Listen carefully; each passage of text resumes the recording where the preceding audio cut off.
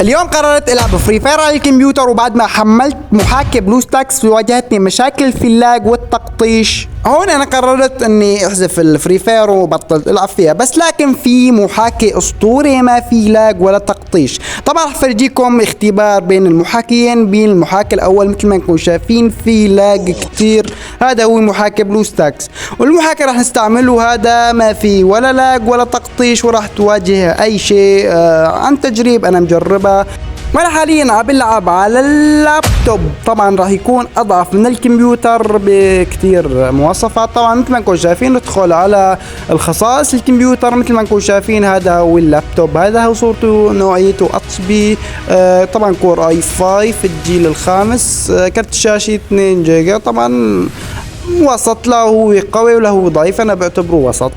طبعا في عالم كتير معاها كمبيوترات وبدها تلعب مع صديقة بنفس الكمبيوتر. طبعا في طريقة اسطورية فيك تجيب يد التحكم تيجي مزدوجة وبامكانك تلعب فيها لهاي لعبة المصارعة. اذا بدكم شرح عن هاي اللعبة اكتبوا لي تحت بالتعليقات، وانا مباشرة رح نزلكم على هاي اللعبة وكيف تضبط الازرار وكيف كل شيء ما تلعب فيها مع اصدقائك بدون اي برنامج، فقط هاي اللعبة.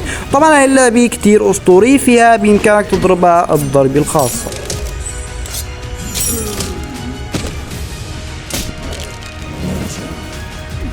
وهلا خلينا نبتدي الشرح. طبعا مثل ما انكم شايفين هذا هو المحاكي رح نستعمله. طبعا في شخص اعطاني هذا المحاكي وقال لي هذا المحاكي بدون لاج ولا تطيش. طبعا في واحد معدل عليه ما في اي مشاكل. طبعا هذا المحاكي اسمه سمارت جاجا، طبعا هو لاعب بس بالصوره البراني وما علينا الباقي كله ما هو لاعب فيه، هو ما له علاقه باي شيء، بس معدل بالصوره الاولانيه. يعني هذا المحاكي بدون اي مشاكل. طبعا انا استعملت مثل ما قلت لكم محاكي بلوستاكس وواجهت كتير لاج وكتير تقطيش.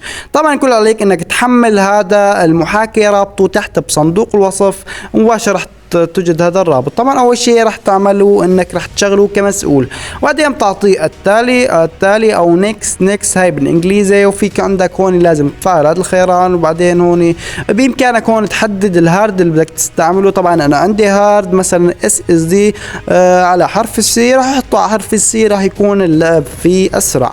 طبعا شيء طبيعي. طبعا هون بيتطلب مني شوية وقت لبين ما يعبى هذا الخط ويتنصب معنا البرنامج. هون نعطي يعني بيعطيني انه انتهى، بنعطيه نيكست، وبعدين بنعطيه بكلمة بالازرق يعني الخروج. ومثل ما انكم شايفين هيك ثبت معنا البرنامج. طبعا بامكاني هلا احذف ملف اللي حملته، وبعدين بتثبت معنا هذا الحرف الاتش يعني هو المحاكي. مثل ما قلت لكم شخص معدل عليه، بس الصورة البرانية يعني ما بيهمنا بالبرا، احنا بيهمنا الجوا. طبعا هذا المحاكي مثل ما قلت لكم سمارت جاجا، يعني سمارت جاجا المعروف ما في ولا اي شيء من الاخطاء. مثل ما انكم شايفين طبعا اول ما نزلته اعطاني لعبة فري فاير. طبعا احتمال يصير في تحديثات رح تحذف الفري فاير الموجودة حاليا، وبعدين رح تتوجه وتثبت معي فري فاير داخل المحاكي، وبتعلم هلا اعلمكم كيف تثبتوها بتكون بدون اي مشاكل. طبعا رح تعتبر انه عندك هاي المكان فاضي ما في فري فاير ولا شيء، رح تدخل على هذا الملف. طبعا الروابط جميعها تحت بصندوق الوصف. مثل ما انكم شايفين هون الملف رح يعطيك انه لازم تدخل الكود. طبعا انت كل عليك انك تدخل هذا الكود مثل ما انكم شايفين كتبت لكم اياه بالشاشة، هذا هو الكود. وننتظر بعد ما يسب نكتبه، هذا هو هيك. بعد كتبنا الكود نعطيه هلا حسنا، هيك راح ينفك معنا الضغط. مثل ما انكم شايفين انا فيني انسخه واحط لكم اياه كلمة المرور واعطي تثبيت. طبعا هو مثل ما انكم شايفين فك معي الضغط، ونعطي استبدال لاني مثبته من قبل فاكك ضغطه. مثل ما انكم شايفين اجانا ملف جديد اسمه فري فاير امازون. هذا فري فاير امازون مثل ما انكم شايفين نعطيه ارسال الى سطح المكتب، لان حاليا انا مشتغل على سطح المكتب. مثل ما انكم شايفين هذا هو. راح هلا نفتح سمارت جاجا بهذا الشكل. مثل ما انكم شايفين ننتظر لبين ما يفتح معنا. طبعا هاي الطريقة انا طولت لحتى لقيتها بين ما كنت ادور بالمحاكيات وكلهم فيهن لاج، الا هذا حاليا رائع جدا، ما في ولا لاج ولا اي تقطيش ولا اي شيء. لو في لاج كنت قلت لكم. مثل ما انكم شايفين نسحبوا هذا العلق، فتحنا الضغط عليه فري فاير امازون، نسحبه لداخل البرنامج. بننتظر هون حوالي 5 دقائق، حوالي 5 ثواني 10 ثواني بين ما يتثبت معنا الفري فاير وهيك تثبتت معنا بدون اي مشاكل. هلا كل علينا ندخل على الاعدادات او السيتنج بين 3 شخطات، وهون لازم تختار الاندرويد 4.2. لا تختار 7 مشان ما يصير معك اي لاج ولا تقطيش، ماني مسؤول عن شيء اذا حطيته 4. 7 طبعا 4 الافضل مشان ما يصير معك لاج. هون الافضل تحط الدقة 720 على 1080. اذا عندك لاج حطها على 500 ما بيأثر. وهون لازم حط الكورات حسب الكور. انا عندي 4 كورات. خير راح اختاروا تلقائي، كل شيء تلقائي مشان ما يصير معنا لاج ولا تقطيش، ونتحكم بكل شيء على التلقائي يعني حسب مواصفات جهازي بيعطيك. وهيك بعد ما خلصنا كل الاعدادات لا تلعب اي شيء اضافي، وبعطيه هون اعادة تشغيل المحاكي. طبعا بامكانك تحط له حفظ وتخرج يدويا، بصير كله بصير. هيك منتظر لحتى يفتح. وهيك بعد ما خلصنا من ضبط اعدادات الخارجي، هلا ندخل على لعبة فري فاير ونشوف الازرار واللي بدك تضبطه بهذا الشكل. طبعا هاي الازرار خاص فيني لسه ما عدلت فيها، بامكانك تعدل فيها وتحط كل شيء. طبعا ضروري تعرف هاي الشغلة انه لحتى تزيل الفارة وتحطها بهذا السهم المكتوب عليكم مثل ما انكم شايفين. حطيت لكم لوحة اشرت لكم عليه، هذا هو السهم بشيل وبحط. وهذا بالاضافة بيظهر لكم الازرار وبيخفيها، هذا هو الزر كمان مشان تنويه اللي ما بيعرف. تمام. هيك بعد ما وصلنا لهاي قائمة تسجيل الدخول، إذا بدك تسجل بحساب الفيسبوك الأساسي طبعا أنا بنصحك أول شيء تجرب المحاكي إذا فيش مشاكل. إذا هيك بإمكانك تغيره مشان ما تضطر تحط حسابك الأساسي. بإمكانك تدخل بحساب الضيف. أنا حاليا صار مستعمل البرنامج حوالي الأسبوع وما تبند ولا أي شيء. طبعا هذا المحاكي مكفول 100% ما في أي مشاكل.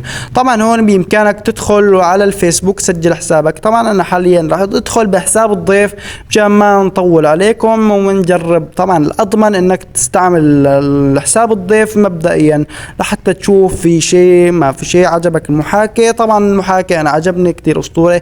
جربت محاكي بلوستاكس الشهير طبعا كلها بتستعمله، بس لكن واجهتني اللاج وحسيت اني لازم احذف المحاكي. طبعا هو اللي بيعطيك لازم تحط الاسم. انا شو الاسم هذا ما عجبني خالص. هون لازم تحط اسم اللي بدك اياه. انا سميت اسمي وبعدين نعطيه موافق. طبعا التنويه هون حاليا اللعبه لغه انجليزيه بس بامكانك تغيرها. انا نسيت ما اغيرها. هلا حاليا محطوطه اللغه الانجليزيه. هلا ما بيهمنا اللغه. المهم هون اول ما تدخل رح تواجهك هاي الكلمة. طبعا هاي ما هي مشكلة، هاي يعني انه بيعطيك انه انت لقد اكتشفنا انك تستعمل محاكي. ما بيهمنا اعطيه اوكي. هيك يعني انه الفري فاير يعني واجهت اني عم بستعمل محاكي. طبعا المحاكي ما عليه اي ضرر. نعطيه هيك. بعد ما دخلنا طبعا اول ما بدخلك بهيدي الساحة. ما بعرف انا حاسة كلاسيك بس صغيرة. هون حاليا معانا 20 شخص. طبعا حاليا مثل ما انكم شايفين ما في لاج ولا تقطيش. طبعا اذا في لاج شوي بكون بسبب التصوير، اما من دون تصوير ما في لاج ولا 1%. كتير برنامج كتير اسطوري. طبعا اقل شيء لازم تستعمل 4 رام وما فوق، يعني 2 يعني ما بظن يشتغل ولا 1%.